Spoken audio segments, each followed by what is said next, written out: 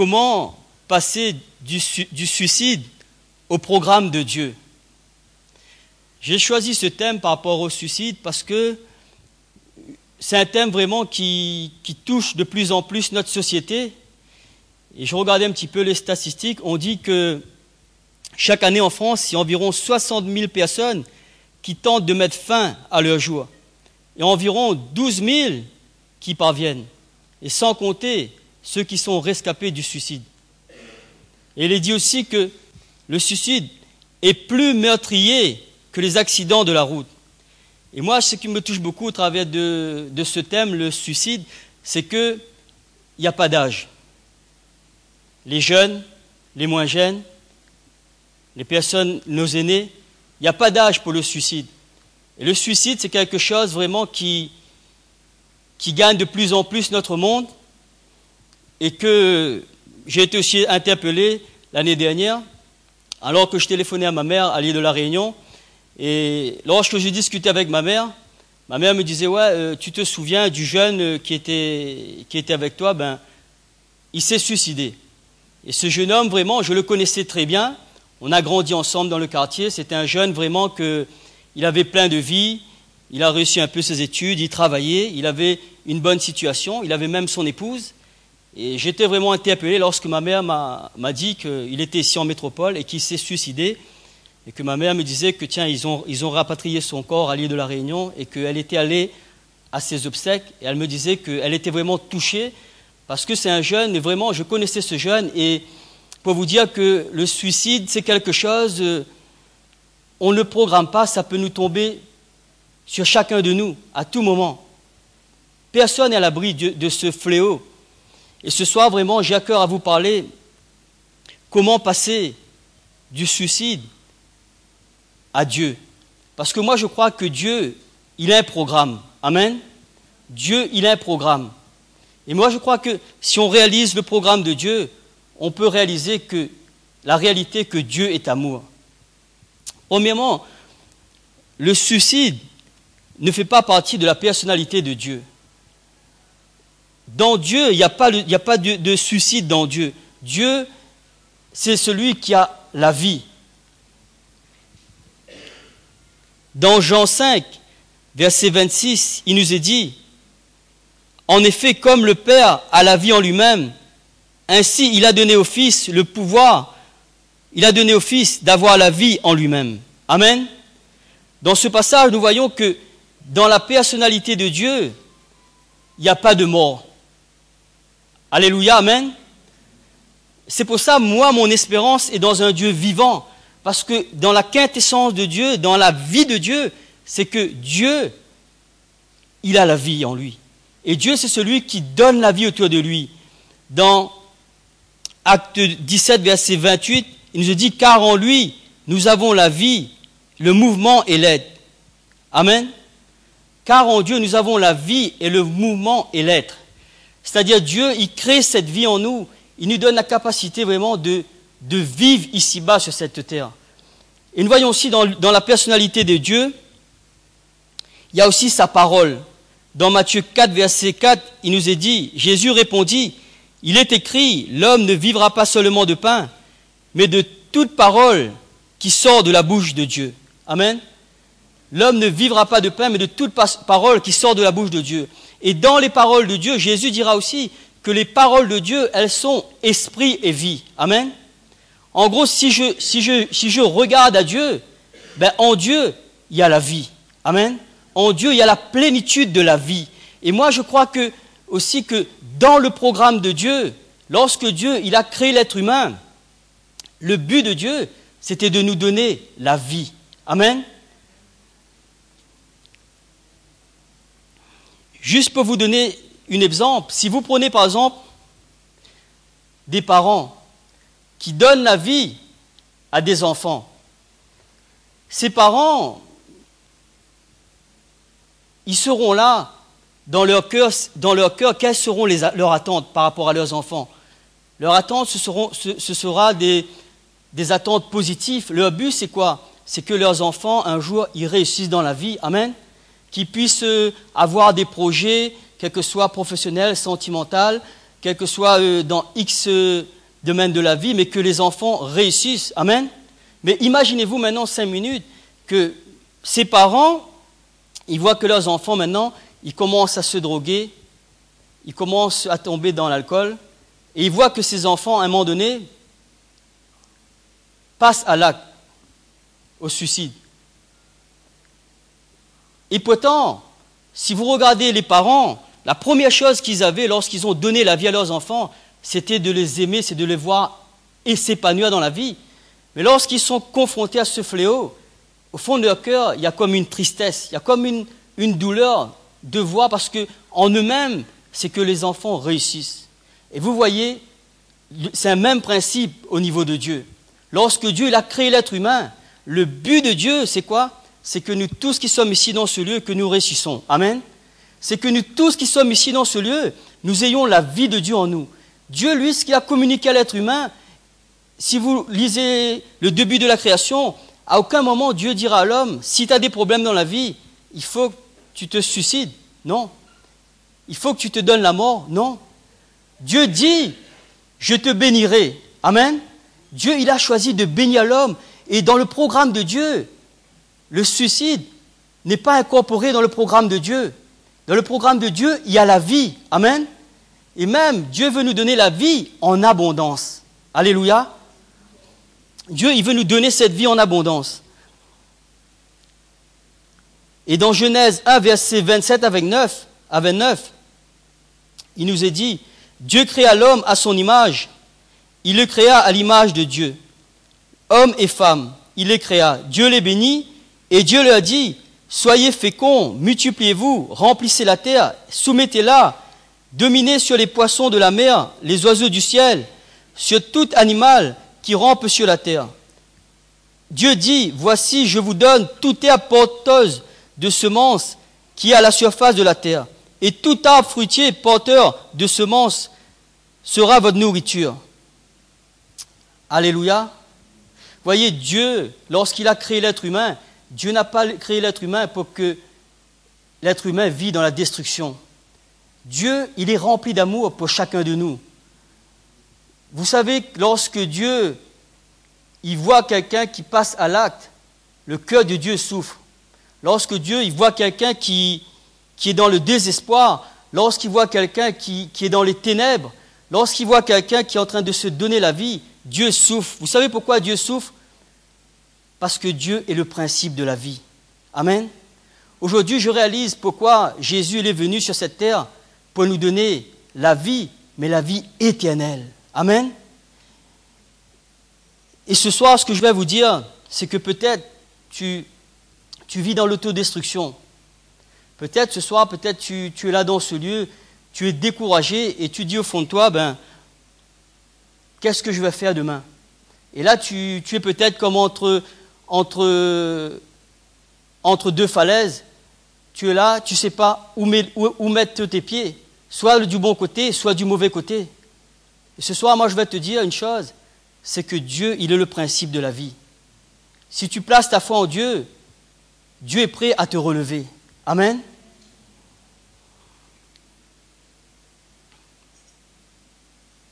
Et aussi, ce soir, je vais vous dire aussi que le suicide a deux origines. Le premier, le suicide a une origine aussi satanique. Dans Genèse 2, verset 17, il nous est dit, « Mais tu ne mangeras pas de l'arbre de la connaissance du bien et du mal, car le jour où tu en mangeras, tu mourras. » Et dans Genèse 3, verset 3-4, il nous est dit, « Mais quant au fruit de l'arbre qui est au milieu du jardin, Dieu dit, vous n'en mangerez point et vous n'y toucherez point, de peur que vous mouriez. » Et là, il est dit, alors le serpent dit à la femme, vous ne mourrez point. Et là, nous voyons, la première action que l'ennemi a fait, justement, c'est de tenter l'homme et la femme. Et là, il est dit que Adam et Ève, Satan lui a dit, vous ne mourrez point. Et qu'est-ce qui s'est passé? Ève, à un moment donné, elle a consommé cet arbre, elle a consommé le fruit de cet arbre. Et vous savez qu'est-ce qui s'est passé? C'est là est venue la mort.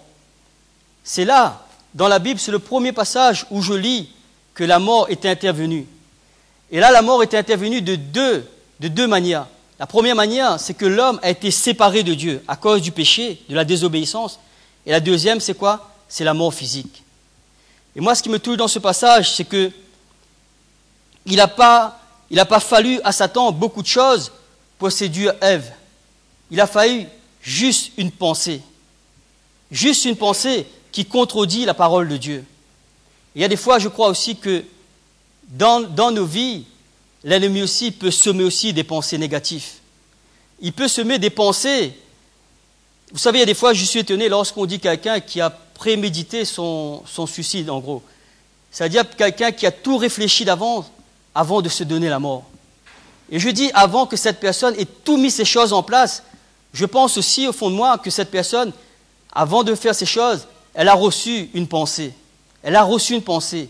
Et moi, je crois qu'il y a des fois, l'ennemi, il peut aussi mettre des pensées dans le cœur de l'homme. La Bible nous dit, même par rapport à Judas, que Satan avait mis déjà dans le cœur de Judas la pensée de livrer Jésus. Et je crois aussi, dans le domaine du suicide, l'ennemi aussi, il peut mettre une pensée négative dans la vie d'une personne. Une pensée de dire, ça y est, ta vie, elle est finie. À quoi bon? Est-ce que tu peux avoir encore des projets dans ta vie? Est-ce que tu peux aller encore de l'avant? Regarde ton âge, c'est fini. Et je crois que ces pensées aussi peuvent aussi nous emmener une personne à l'autodestruction, au suicide. Souvenez-vous de Jésus.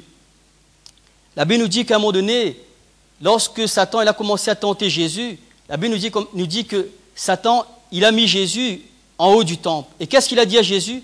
Jette-toi d'en bas. Et il dira à Jésus, il ordonnera des ordres à ses anges, de peur que ton pied ne heurte contre une pierre. Et qu'est-ce que Jésus a fait? Vous croyez que Jésus, lui qui était le Fils de Dieu, il est sauté en bas? Non. Parce que ce qu'il faut savoir, c'est que Jésus, lorsqu'il était venu sur cette terre, Jésus, il était parfaitement homme et parfaitement Dieu. Et Jésus, c'était celui qui il réalisait aussi, dans son corps terrestre, ses limites. Amen. C'est pour cela que Jésus, pendant son temps terrestre, il avait cette capacité dans sa vie de prière de pouvoir s'appuyer sur Dieu. Et ça aussi, moi je crois aussi, c'est une image qui nous montre qu'on a besoin de s'appuyer sur Dieu dans certaines difficultés. Et dans ce texte que je viens de vous citer, Satan dira à Jésus, si tu es le Fils de Dieu, jette-toi d'en bas. Et pourtant, lorsque je lis ce passage, il nous est dit que Satan n'est pas venu sur quoi que ce soit comme forme. Mais moi, personnellement, je dis que Satan, ça se peut qu'il a semé une pensée à travers de l'intellect de Jésus. Et je crois que ce que l'ennemi, à des fois, il veut, c'est semer aussi des pensées de découragement, des pensées d'abattement. La Bible nous dit aussi dans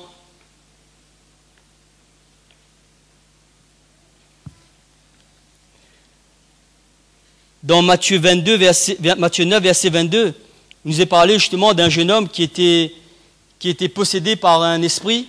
Et là, il est dit dans ce passage, Matthieu 9, verset 22, « Et souvent l'esprit l'a jeté dans le feu et dans l'eau pour le faire périr. » Et là, il est dit que lorsque son père il est venu vers Jésus, il dira à Jésus, « Mais si tu peux quelque chose, viens à notre secours, aie compassion de nous. » Et dans ce passage, ce qui me touche beaucoup, c'est que il est dit que cet esprit jetait cet enfant dans le feu et jetait cet enfant dans l'eau. En gros, cet esprit, moi je pense que c'était comme si quelque chose qui influençait ce jeune au suicide. Et la Bible nous dit que Jésus, lorsqu'il est apparu, il a délivré ce jeune. Amen. Ce soir, Satan, il a un programme.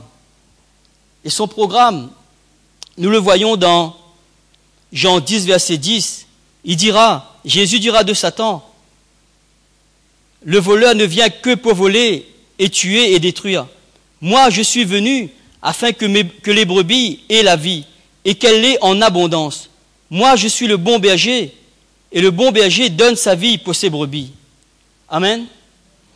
Et là, dans ce passage, nous voyons vraiment le programme de l'ennemi.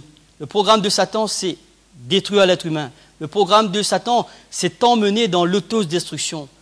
Et bien souvent, il a des moyens. Ça peut être l'alcool, ça peut être la drogue, ça peut être même la boulimie, ça peut être même l'anorexie. Et ça, c'est le programme de Satan. Parce que le programme de Dieu, c'est la vie.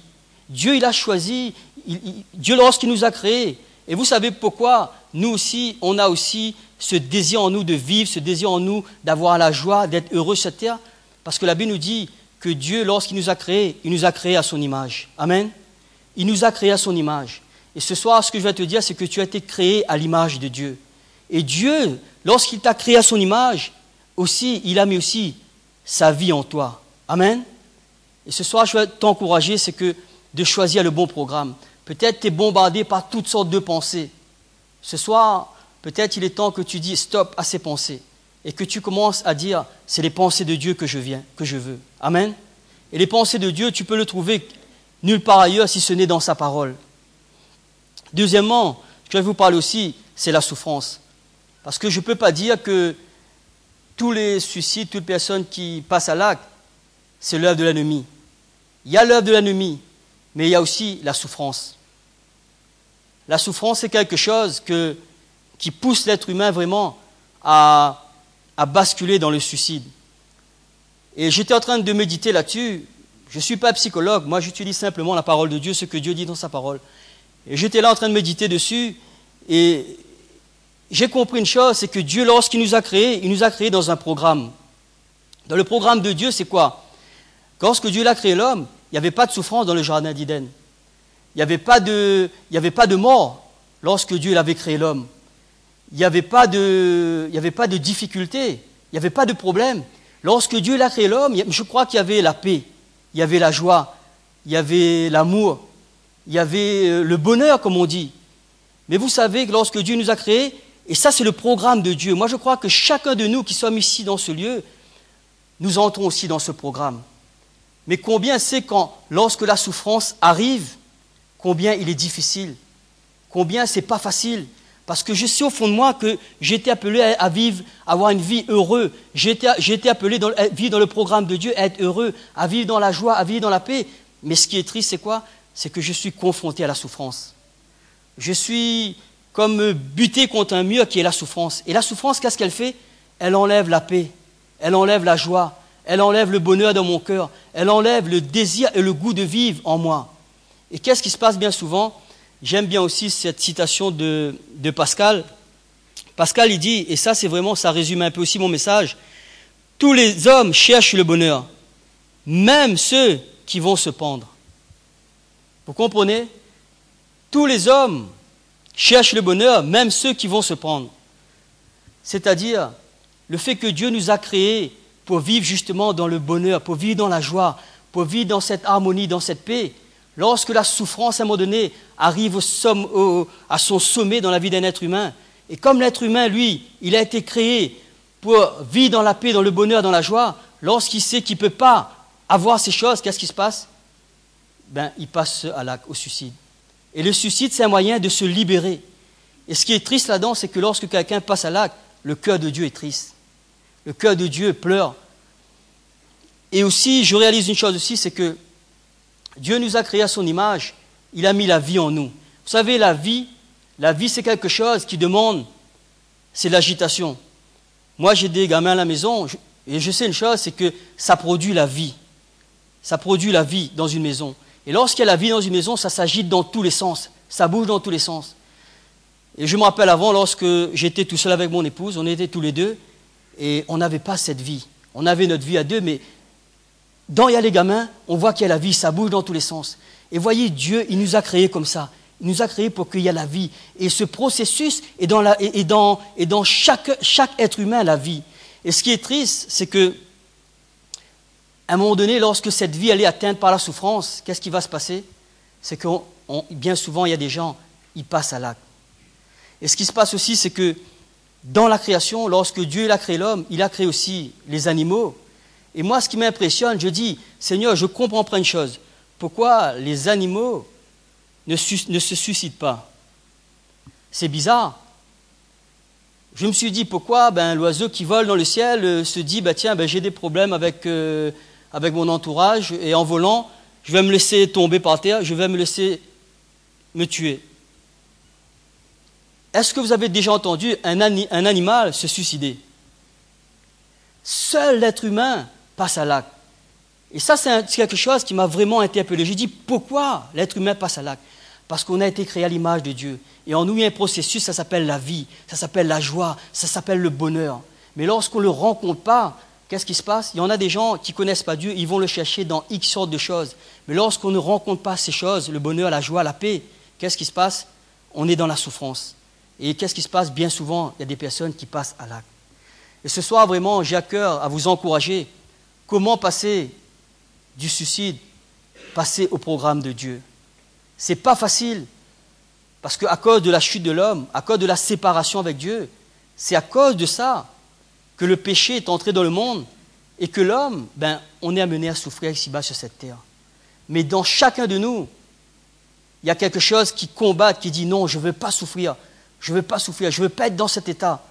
Mais il y a des fois, c'est plus fort que nous. On est là comme dans un gouffre, on est là comme dans une prison et on ne voit pas le bout.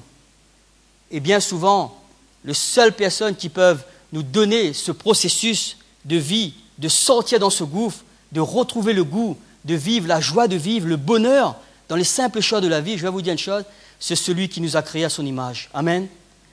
Et ce soir, je vais t'encourager dans ce lieu. Reviens à Dieu, ou donne ton cœur tout entier à Dieu, parce que Dieu, il est le principe de la vie. Et si tu espères dans les choses ici-bas, tu seras toujours découragé. Et si tu espères en Dieu, Dieu te donnera la vie. Et ce soir, vraiment, j'ai à cœur à vous parler des hommes qui ont passé par la souffrance, des hommes qui ont passé par des difficultés dans leur vie. Et des hommes, vous savez, leur force était où? Leur force n'était pas en eux-mêmes. Parce que moi-même, je dis, ceux qu'ils ont vécu, j'aimerais pas passer par le même chemin.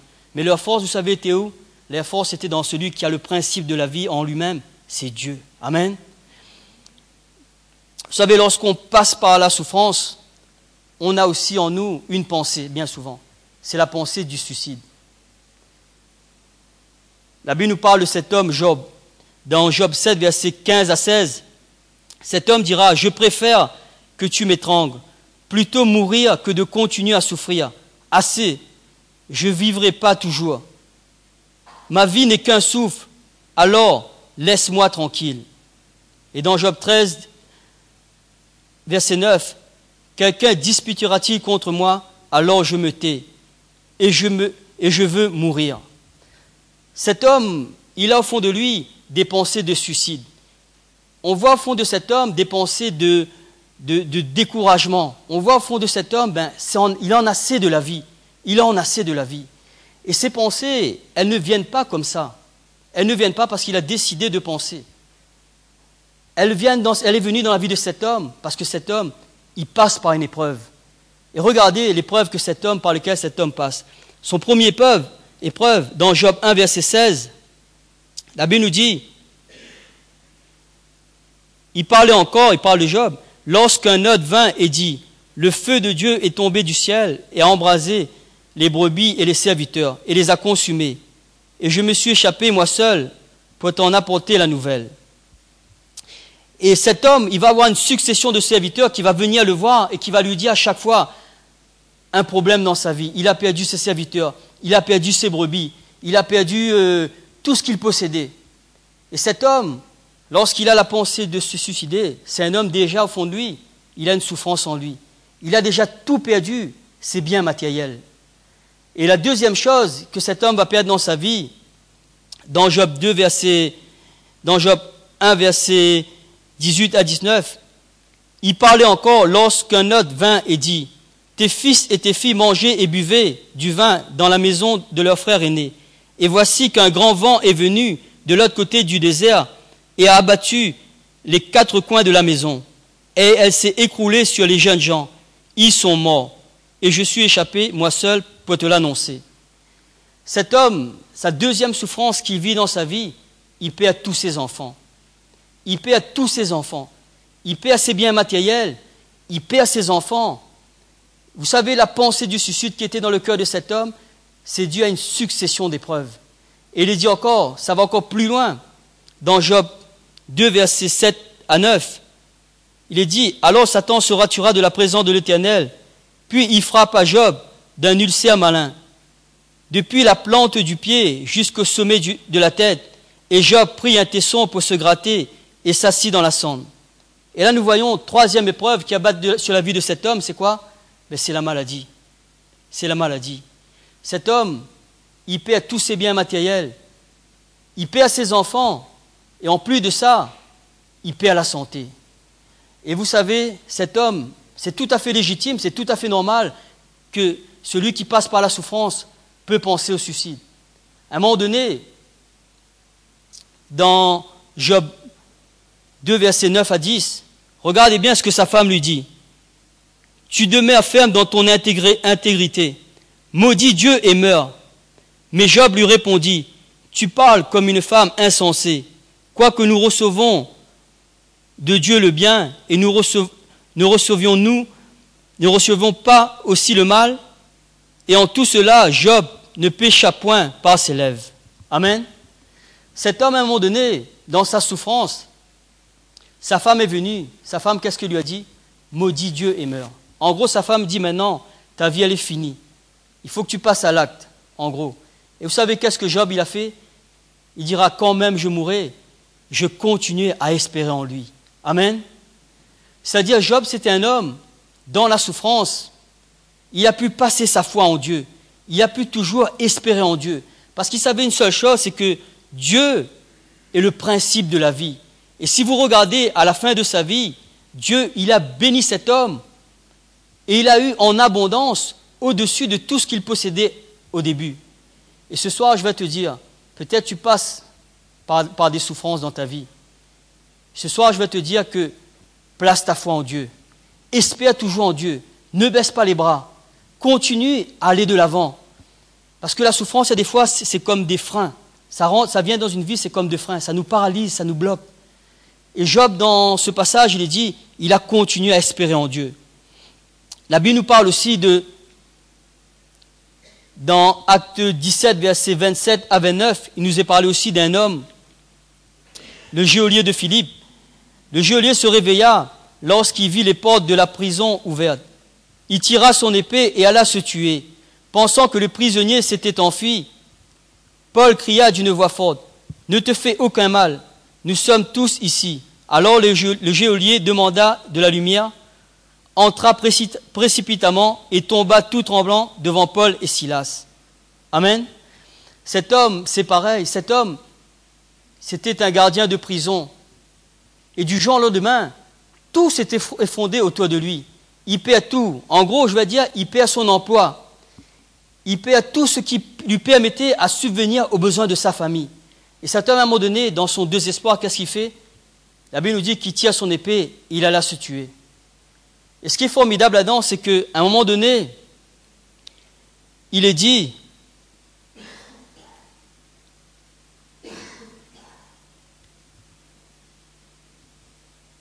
alors le geôlier demanda de la lumière. Et il y a des fois, je crois aussi que dans certaines situations dans lesquelles on passe, on a besoin de la lumière. Amen. On a besoin d'une lumière. Il y a des fois, cet homme, moi je pense, pour lui, son travail était tout son objectif, toutes ses ambitions. Peut-être c'est quelqu'un qui a toute sa vie bossé pour arriver à cela. Et du jour au lendemain, il voit que tout s'effondre. Imaginez-vous si cet homme passait à l'acte. Cet homme, c'était un homme, c'était un père de famille. Il avait une famille, il avait des enfants. Et peut-être au fond de lui, il avait cette souffrance de dire, qu'est-ce que je vais donner à manger à mes enfants? Comment je vais faire arriver à la fin du mois pour payer mon loyer? Et cet homme, à un moment donné, avec cette souffrance au fond de lui, qu'est-ce qui s'est passé? Il allait passer à l'acte. Mais ce qui me touche là-dedans aussi, c'est que quoi? Il demande de la lumière. Il y a des fois, c'est très important, lorsque on est comme dans les ténèbres, lorsqu'on ne voit plus le bout du tunnel, de demander la lumière. Amen. La Bible nous dit que dans Jean 8, verset 12, il nous est dit, Jésus leur parla de nouveau et dit, « Moi, je suis la lumière du monde. Celui qui me suit ne marchera point dans les ténèbres, mais il aura en lui la lumière de la vie. » Amen. Et cet homme, à un moment donné, il dira à Paul, « Que faut-il que je fasse pour être sauvé ?» Et l'apôtre Paul dira à cet homme, « Crois au Seigneur Jésus et tu seras sauvé. » Amen. C'est-à-dire, cet homme dans ces ténèbres, il a reçu la lumière de Jésus. Et la Bible nous dit que lui et toute sa famille ont été sauvés. Alléluia. Voilà un homme qui allait à la catastrophe et face à la lumière de Dieu, à la lumière de Jésus, il a trouvé de l'espérance. Et ce soir, ce que je vais vous t'encourager, c'est que peut-être tu es dans cette situation. Peut-être tu passes aussi par ce moment de découragement, par ce moment de tout abandonner. Et ce soir, je vais te dire que la Bible nous dit que Jésus-Christ est notre espérance. Amen. Et ce soir, je vais t'encourager de placer ton espérance en Jésus. Parce que Jésus, il dira que Dieu lui a donné la vie en abondance. Et lui, il donne sa vie afin que les brebis, elles ont la vie, mais qu'elles ont cette vie en abondance. Amen. Et ce soir, justement, dans ta situation, Jésus, il veut te donner la paix. Il veut te donner ce soir, dans cette situation, peut-être la joie. Peut-être ce soir, tu as perdu le goût de la vie. Et ce soir, je vais te dire que Jésus aussi, il veut te donner le goût de la vie. Amen.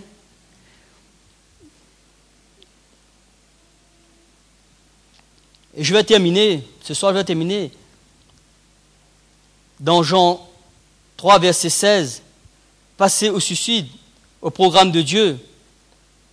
Dans Jean 3, verset 16, il nous est dit « Car Dieu a tant aimé le monde qu'il a donné son Fils unique, afin que quiconque croit en lui ne périsse point, mais qu'il ait la vie éternelle. » Et là, ce passage est très important, car Dieu a tant aimé le monde qu'il a donné son Fils unique, afin que quiconque croit en lui ne périsse point, mais qu'il ait la vie éternelle.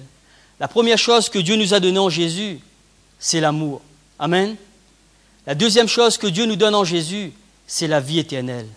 La vie éternelle. Et peut-être ce soir, peut-être tu es là dans ce lieu et tu penses de dire, ça y est, je vais stopper ma vie. Mais Jésus ce soir, il t'a dit qu'il est venu afin que tu aies la vie, mais pas qu'une vie passagère si-bas, mais la vie éternelle.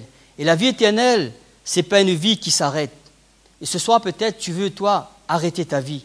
Tu dis, ça y est, j'en ai marre, je veux arrêter avec ma vie. Et Jésus, lui, n'est pas venu nous donner une vie qui s'arrête, mais il est venu nous donner une vie qui continue. Amen. Une vie qui continue. Et je crois ce soir, ce que le Seigneur veut faire dans ta vie, il veut te donner cette vie éternelle. Et Dieu il te demande une seule chose, peut-être ce soir, c'est de placer ta foi dans le Seigneur Jésus. Ce soir, si tu places ta foi en Jésus, ta vie, elle ne s'arrêtera pas qu'ici-bas, mais ta vie, elle continuera. Peut-être ce soir, tu dis, j'ai décidé, j'ai choisi de passer à l'acte. Et ce soir, peut-être Dieu, il te dit, si tu lui donnerais ta vie, ce soir, si tu donnes Dieu ta vie, et si tu lui dis maintenant, Seigneur, prends le relais. Et je vais te dire une chose, le suicide n'est pas dans le plan de Dieu. Dieu, ce qu'il veut, c'est que l'homme vit. Amen.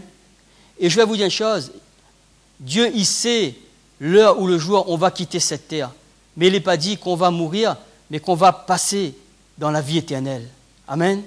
Et ce soir, je vais t'encourager. Ce soir, le Seigneur, peut-être, il veut te donner cette espérance de la vie éternelle. Peut-être tu crois que ta vie va s'arrêter qu'ici-bas. Peut-être tu crois que toute ton espérance, toute ta vie est basée que sur les choses terrestres. J'aime bien cette parole de l'apôtre Paul. Paul dira que lorsque nous sommes venus dans ce monde, nous sommes venus nus. Mais lorsque nous repartirons nus. Amen. Peut-être tu as des soucis matériels, tu as des soucis dans bien des choses dans ta vie ici-bas. Et ce soir, Dieu te dit, ce qui compte, c'est quoi? C'est que lorsque Dieu t'a créé, il a mis la vie en toi. Et ce n'est pas le moment que tu gâches cette vie que Dieu t'a donnée. Je crois que ce soir, Dieu, ce qu'il veut te dire, c'est le moment maintenant que tu réalises cette vie, l'importance de cette vie que Dieu t'a donnée. Et que vraiment tu réalises que cette vie, elle ne va pas s'arrêter que là. Et que Dieu, ce soir, il veut t'aider justement à continuer. Amen. Nous allons prier le Seigneur. Alléluia. Alléluia. Seigneur, nous voulons te bénir ce soir pour ta parole qui est la vérité. Ce soir, Seigneur, tu vois vraiment ce drame qui est dans notre société. Tu vois, Seigneur, que le suicide, Seigneur, comme dit ta parole, Seigneur, elle peut être une œuvre satanique. Elle peut être aussi causée à cause de la souffrance.